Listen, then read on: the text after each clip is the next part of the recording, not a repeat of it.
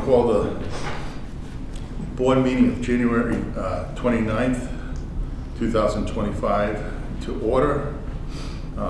First item on the agenda is public comment. Anyone have anything? Okay, hearing none. Next up is the minutes of the meeting which was held on December 11th, 2024. Do I have a motion to accept? Motion by Mr. Gennaro, seconded by Ms. Pinch. Discussion, hearing none. All in favor signify by saying aye. Aye. Opposed, the ayes have it. Next is discussion regarding the administration building HVAC rooftop units, replacement improvements, and construction contract. Thank you, I'll take that. Yes, sir. The administration building is heated and cooled partially by two rooftop units. Both rooftop units have reached the end of their useful life. They've become problematic with multiple maintenance being required. Additionally, the building has had modifications that have made it difficult to keep the areas cool or hot in the winter because of the modifications. We went out to design with AI Engineering. They came up with a new design of some of the HVAC system, including the addition of ceiling fans in the larger rooms. We went out to bid. We received one bid. It was opened publicly December 16th, 2024 from Aero Mechanical Incorporated in the amount of $414,950. That is right about the engineer's estimate of $441,734.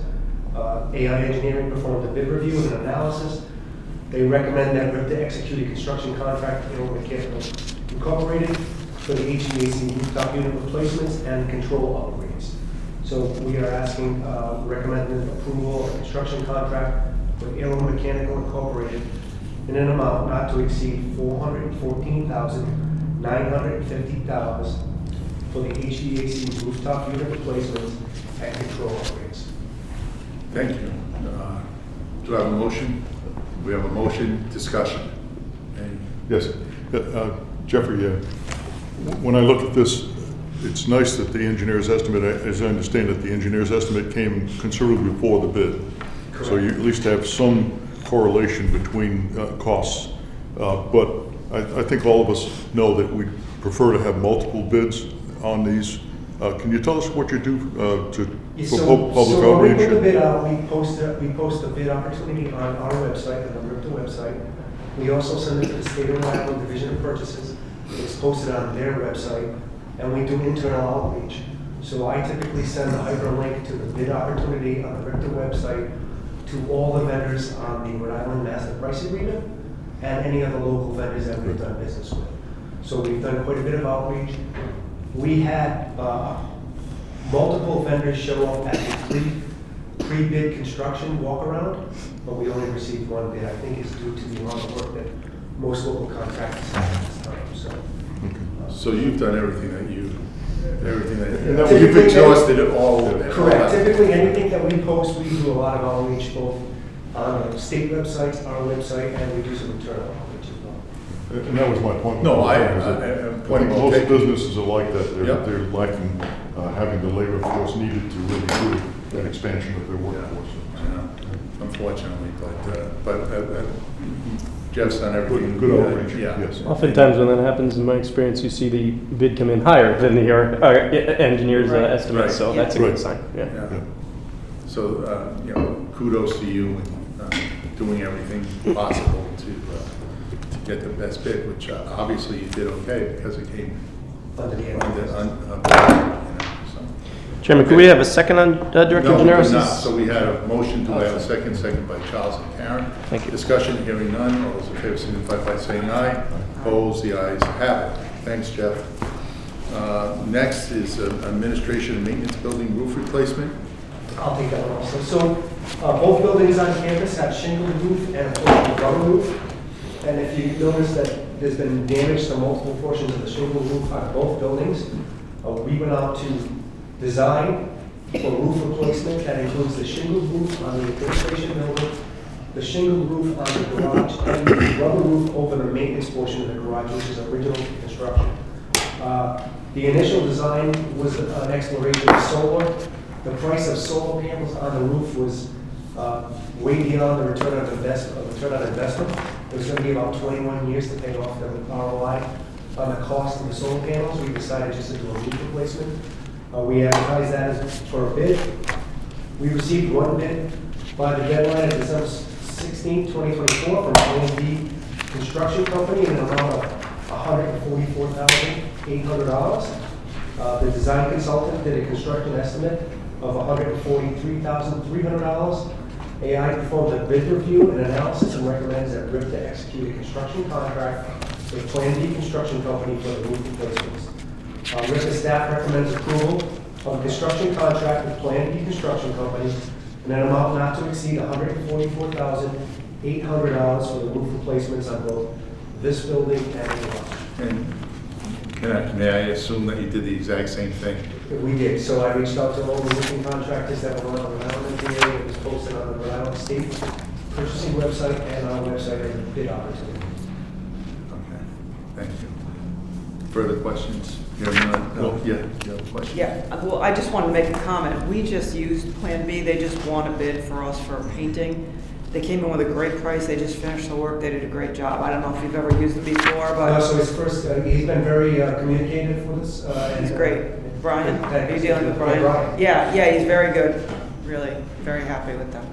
That was my point, is that they have a lot of really references, Yeah. but also the WBE firm to which is. Correct. Okay. Further questions, discussion? Do I have a motion to approve as submitted? Motion by Karen, do I have a second? Second by Charles and Peter. Discussion, hearing none, all those in favor signify by saying aye. Opposed, the ayes have it. You know what, may I ask one question? So, for this, for example, 144, if they find, whatever, and more money is needed, well, So in the bid, we also included an allowance for some material if they find anything rotted. So that is priced out as an allowance, which Okay. we don't assume they'll have to use because there's been no water damage, there's been no leakage. Yeah. But if they do, that is incorporated into the bid okay, as well. all right, thank you for that. Okay. Next is capital projects, status report. Yes, I'll provide that. So the AET project, we're in phase 4. The abutments on structure have been completed. You'll see all the abutment walls underneath, and we've done a full repaint of the bridge structure. They're currently working on the center F-shaped barrier and portion of phase 4. That should be completed by the end of February, which will allow them to open up the on-ramp acceleration lane by the end of February, weather permitting. And there's also environmental work being done in the section behind here. They're installing a filter pond and a pre-treatment system before the filter pond, along with drainage work on that. The Mount Hope Bridge deunification project. Excuse me, Jeffrey, Sure. just what's the completion milestone on this, on the first project? For the entire project? Yeah, May of this year, No. probably with a punch list a little bit after that. yeah, okay, great, good, just in time for the good That'll be weather. final paving and everything, because there's one more layer of paving go on after Right. we do that. So the weather will play a part in final paving, any temperature, humidity. Great. We'll do It's final just been a paving. while since I knew what the Yeah, milestone final was. striping, Yeah. final paving. And we do have plans to paint the Newport Pell Bridge as well. We are getting pricing on that, to do those stripes on Oh, good. the lane. At the same time, we do the stripes on the AET project. So Excellent. we've asked for a cost estimate, and we maybe come back to the board with a change order. That way we can do it all at once. Yeah. We'll save some time. One operation. By Yeah. just hacking it onto that project. Yeah. And we'll probably get the same quantity rate and everything in the project as well. That Excellent. should be coming to us soon, so we Good. want to come on that. That's much needed, excellent. Yes. Yeah, thanks. Mount Hope deunification project, so we're working through the final review process with RIDOT on the final bid specs. Because we took a $10 million earmark that was allocated through RIDOT, RIDOT has final review on all the construction plans and bid documents. So that should be ready to go soon. It's back with RIDOT and for their final comments on it. So it's been A little longer process because of that, but right now it's been pretty good at meeting the timelines and submitted all reviews and comments back to us. The rubberized asphalt chip seal design for Mount Hope Bridge, we've gone back to the drawing board on that. We are developing a new set of bid documents that will include either a diamond grind or a micro mill on the road deck surface to take off the current buildup of rubberized asphalt chip seal that's on there. With that, there will have to be an allowance for some road deck repairs because we're assuming that that process will pull out a few patches and a few blowouts along the way. So we'll reissue that for bid probably in the spring, and it'll include both those items in there. So it'll be a little bigger project than originally designed. There is a timeline that goes with this. It can only be applied in the summer months for the rubber chip seal. So it turned out to be a little bit more than we originally thought it would be, but we called the contractor out and walked the bridge with him and picked his brain about it. So we have a pretty good plan on how we want to improve the rideability on that surface until we get to it. Compression link phase 2, which would be a repair that all shop drawings and fabrication is in process. We'll probably do that installation in the spring. It's a little too cold right now because the bridge is in a wrong point of expansion. So we'll time that with some weather that seems to put it in the right position. The infra program management. We have a final task order with the program manager, which is HDR. We will be bringing that to the next board of directors meeting for approval. We're working through the final task orders with the 3 consultants. We hope to have at least 2 of them ready by the next board meeting for approval as well. Steel repairs and joint replacement for the Jamestown Horizontal Bridge. We're at the 90% design level for that project. The consultant, GM2, is doing some research on a new type of deck joint we want to use on the Jamestown Bridge. We should have those documents ready probably in the spring and be able to go out to bid with that as well. I just updated you on the solar roof and the HVAC design. The HVAC design, once we issue the notice to proceed, is a 14-week lead time on the 2 rooftop units as well. So that'll line up for a nice early spring installation on the HVAC program, portion of it, and hopefully we'll have the roof replaced prior to that. We'll coordinate with Plan B and Aero and make sure those two overlap each other. The railing repair, they'll be out here actually next week, Mohawk. That was an insurance claim. They're going to pull the end caps off the damaged railings, make sure they fit up with the pieces they're going to replace. They're building that in-house, so you might see those railings replaced prior to the compression link, or we're thinking they might do it with the compression link because they'll be mobilized as well. But there is some work on that. The safety barrier feasibility study from Atkins. Those have been reviewed, comments have been provided, and that final is due February 1st of 2025. And they are on schedule to give us those 2 final documents in the first week of February. Thank you, Jay. Any questions? Questions? The only thing I would mention is that Jeff mentioned both the Protect grant for the Mount Hope Bridge and the Infra grant, which has 3 phases for the Pell Bridge. And as we all know, there's been recent news. We do not have it on the agenda because it's so recent, so we will be prepared to speak to the issue of those grants and at the next board meeting. We'll have it on the agenda. Thank you. Further comments or discussion? All right, next, the executive director's report. We're just going to skip over and let Jeff off Oh, the hook financial for reports. I'm okay with that. I'm sorry, Jeff. That's okay. I will be apologize. very brief. November year-to-date performance was solid, with year-to-date revenue higher by $1.4 million, or 7%, and operating expenses were lower by $800,000, or 12%.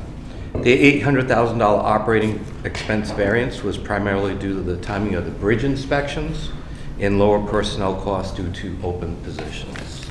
With respect to performance versus prior year, year-to-date revenue exceeded prior year by $800,000, or 4%, while operating expenses was only $15,000 higher. Overall, our cash position is solid, and monies are available to cover the match of the federal grants, and no future borrowings are anticipated. I'll be happy to take any questions you may have on the details I provide. I promise to be quick. Well, you're a man of your word. Thank you. You're welcome. Next, the executive director. Thank you, Mr. Chair. So our transition to the new EasyPass back office system continues. Happy to report, and I'm sure Katie is happy to report as well. It's going much more smoothly. Many of the issues that we were having as we rolled out this new software have been resolved. We also have an enhanced team of well-qualified, very effective people from Amovis who are here. Some of them have been dispatched and assigned here for a period of at least 3 weeks. They've been very helpful. They are responsive. They make certain that we are happy. The last of the issues with with various aspects of the system seem to be well under control. So we are. There'll be more about that discussion later in this meeting, but I just wanted to mention that we do believe that everything is on track. Katie, if you wanted to add anything, I'm happy to. We've resumed invoicing this week, so we began it last week in much smaller batches, very controlled. Myself and Jamie were both vetting every single invoice that went out. And then so today we resume normal invoicing. We'll stagger them and send them out in batches of 5,000 for the little bit of backlog that we have. Because there's been such a spread from, Yes.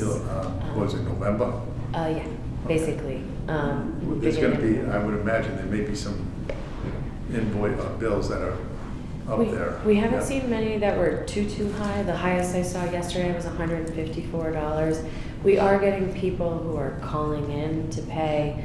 They're coming in to pay.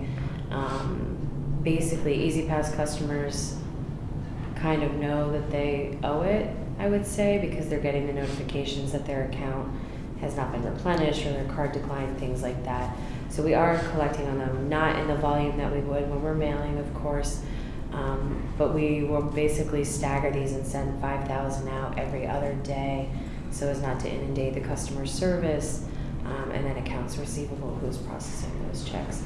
But out of the invoices we mailed out last week, many of them have been paid online. We validated that yesterday, so people are getting them. They're able to use the new website, so that's very good. And we're very optimistic at this point. Everything is moving along. Moving along in the right direction. Certainly with any new software system, you're going to get some bugs and Sure. glitches where we were reporting maybe 15 a day, we're now down to maybe 1 or 2. It's really depending. But no, they have given us an entirely new team. The team here is from Croatia, Barcelona, Vancouver, and Montreal this week. So they are bringing in all of the best people to help us work through this. And the only clarification, when Katie says invoicing, we only invoice the customers that do not have transponders. So when she's talking about invoicing, those are the non-EasyPass customers, which also explains why the numbers aren't very high, because if you're a regular user of the bridge, then you probably have come in and opened an account and gotten a transponder. So you're an EasyPass customer. So invoicing is only for those who are coming over the bridge with no EasyPass. Again, I hope that explains why the numbers are low. Because if you're a regular user, you want to, and if you're a Rhode Islander, you want that lower rate. So. Okay. Thank you. One just quick thing. A couple of different folks that I've run into over the last month or so talked about their batteries on the transponders are kicked off, and they didn't realize for quite a while that they were going over and there was no signal, and therefore they were being charged $6 instead of 83 cents. And then they also said the staff was very cordial and replenished the money and so on. Is there anything that we can do about the batteries, just generally? It's because I guess there's a variety of lifespans along with those batteries, and it's not like you can say, well, in 10 years you should replace it. Any thoughts on that, Earl? We have a lot of thoughts on that. We discussed that a lot, and there's two ways of looking at it. Sometimes the comment, they don't make things the way they used to. So some of the older ones remain effective for a very long time, and maybe some of the newer ones fail. On the other hand, if you bought it when EasyPass was first rolled out, it's getting up there, and no battery lasts forever. So we have actually been talking about an initiative where we would reach out to customers and say, hey. That was the you know, nature of you- my question too, because I've got my original ones. As an example, some of the other folks had more recent ones, and their batteries have run out. And these people go back and forth twice a day. Yes. And the bill got pretty high in a hurry. But Yep. again, on the good side, they were reimbursed on that, but they, Absolutely. it's just, seems like something we should be able to solve or get a better handle on. We just had a senior staff meeting yesterday where we talked about some ideas, and we do plan to reach out to those with older batteries. So, and the day I was on the Gene Valicenti show talking about this, some of the customer service reps didn't know that I had been on that show in the morning. And later in the day, one of the customer service reps stopped by and said, "We have people in here all day long to test batteries. We don't know what triggered that." And I said, "I know. Don't anybody say that no one listens to radio anymore, because that's exactly what happened." How does So the testing happen? we have two machines. We joke and say they look like science fair projects. It's a box with a screen. You drop the transponder in, tells you whether or not the battery is viable So or not. now the next time you're on Val Center, you're gonna give everyone the heads up? I think they got the heads up that day. I mean, they showed up in numbers that day, so. No, I mean but your we- staff. Yeah, Oh. and to let the staff know to expect. Well, I had no idea that would happen, but it was a good thing that it did, so. But I'm not sure that many people know that you have the ability to test the battery. That's new Yeah. to me. So we did, prior to COVID, we stopped it during COVID. We were sending out notifications. So we guarantee the batteries for 5 years. And then anything after that, we had reached out to the people in 2008 who opened accounts, and then 2009, then 2010. And we stopped it during COVID because it required in-person testing. So we will resume that program, and we call it the transponder replacement program. Okay, Basically, come good. in, get it checked. Also teach them to look at their statements and say, if Sure. you're seeing these $6 charges. And some people will say, I don't look at my statements, but on the other half, they'll look at their credit card statements. So we have had a few people, just noticing the replenishment, that's a flag. Right. You shouldn't be paying that much to come over, so. We have two machines here. We don't have machines at AAA for testing batteries. That's going to change as well. That'll be on a board agenda to come. We've reached out. Oh, that'd be great. We have found affordable, smaller readers that we can put in the AAA offices that do the most EasyPass business, and I would say I think Katie would agree that it's Middletown, it's Cranston, it's Narragansett. So at least two of those three will get battery reading equipment, so if someone walks in, they don't have, if they're in Middletown, they don't have to make a trip over here to test the battery. Thank you. Oh, that's great. Good initiative. Customer service initiatives, well, we just talked about a couple of them. In addition, we have, I'm pleased to say, and it's not easy for the staff to do all of their work and also accommodate extended hours in the walk-in center, but we have extended the hours in the walk-in center. So instead of Monday, Wednesday, and Friday, 9 to 1, it's Monday, Wednesday, Friday, 9 to 4. We've been doing a soft opening on that. Word of mouth spread quickly in the first week. In the hours from 1 to 4, the additional hours, we averaged in that first week about 15 additional customers in each of those days. By the next day, it was, I won't say double. One day, it more than doubled. So word is getting out that we have longer hours. It's helping people. It's helping us to manage the volume of transactions that we do in the walk-in center. So all of that is good. We also listened, I think, on one of the shows, I think it was the DOT show, someone had called in, someone had posted on social media showing that they were being made to stand out in the cold. We now are putting in a queue management system. So that's a report. Yeah, not too much different than going to a restaurant and waiting your turn to be called that your table is ready. So you'll be able, especially in this cold weather, what we're trying to do is get people in out of the cold. They can stay in their cars with the heater on until we're ready to see them. And that is going to be, there's going to be a trial run on that, we hope, on Friday. So that will make the Walk-In Central a little bit of a better system. Yeah. There are plenty of other customer service initiatives going on. I won't go into all of them. I will mention smishing, since that is making the news. Not only is it making the news, but Lester Holt did a segment on smishing. It's that widespread. He did not obviously focus in on Rhode Island specifically, focused on some other states, but it is really a nationwide issue. The smishing, the SMS is short message servicing, which refers to the whole process of texting, combined with the word phishing with a PH, and we've all received these texts to our phone.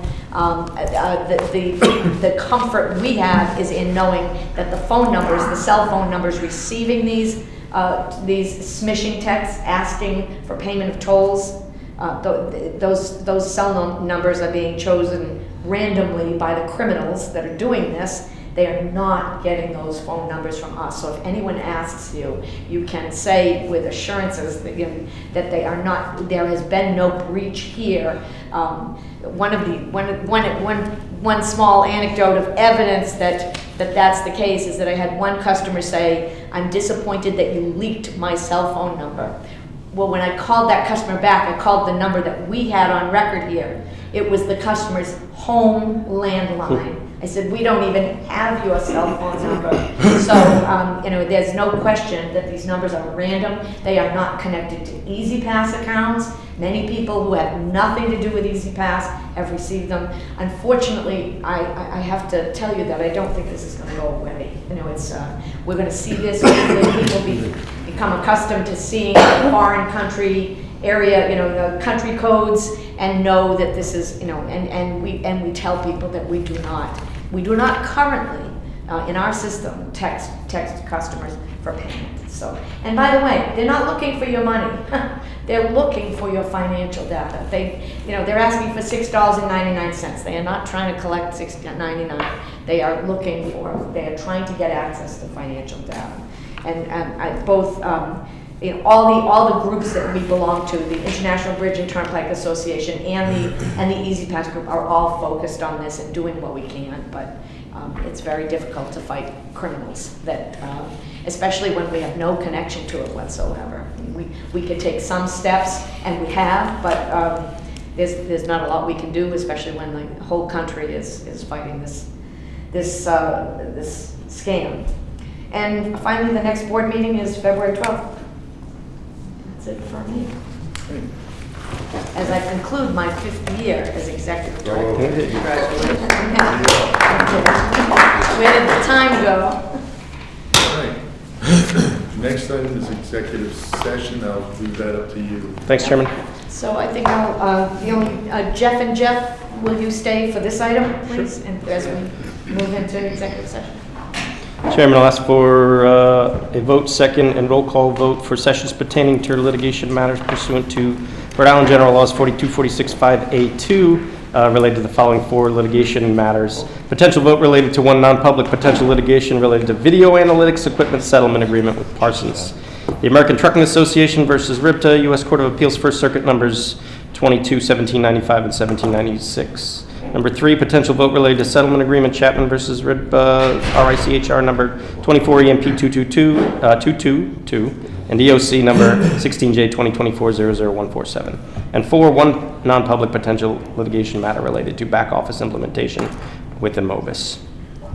Do I have a motion? Motion seconded. All those in favor signify by saying aye. Aye. Opposed? The ayes have it.